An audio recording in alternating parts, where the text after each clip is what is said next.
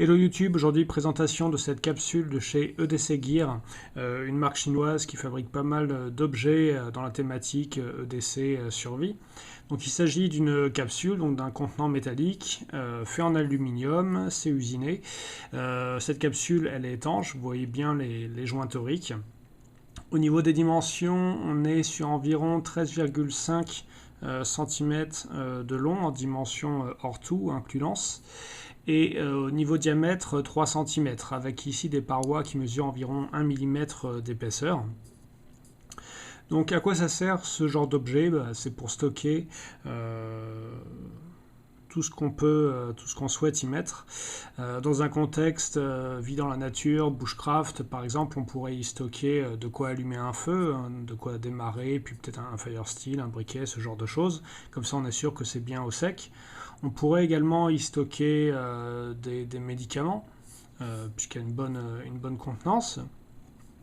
Dans un contexte urbain, ça peut servir à stocker des petits objets de valeur, par exemple, à créer une cachette. Donc la capsule peut s'ouvrir des deux côtés. Donc le filetage est assez long, ça c'est plutôt bien niveau construction, parce que ça rend l'objet plus solide. On voit que les finitions sont plutôt pas mal, hein. C'est pas du brut, c'est bien anodisé extérieur. Je crois que c'est un petit peu anodisé à l'intérieur.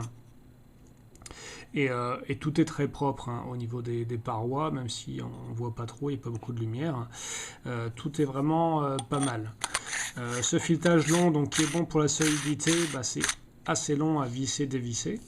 Ce qui n'est pas du tout un problème si on n'a pas besoin d'un accès fréquent à ce qu'il y a à l'intérieur.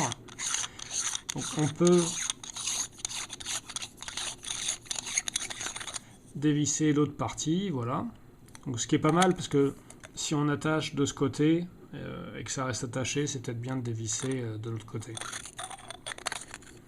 Niveau construction, ça apparaît très robuste. J'ai testé sous l'eau en pression dynamique, donc sous un robinet qui coulait bien fort. J'ai pas eu de pénétration d'eau. J'ai testé dans un saladier rempli d'eau. Au bout de plusieurs minutes, il n'y avait toujours pas de pénétration d'eau.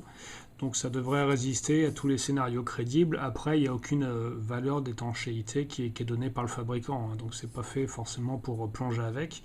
Ce qui serait un peu idiot en plus parce que ça contient de l'air, donc ça a tendance à flotter.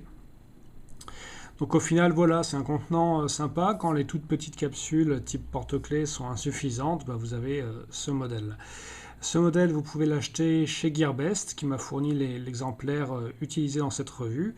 Je vous invite également à lire, si vous le souhaitez, pour quelques images supplémentaires, la revue publiée sur mon blog Tactical Nerd, avec le lien qui est fourni dans la description de la vidéo.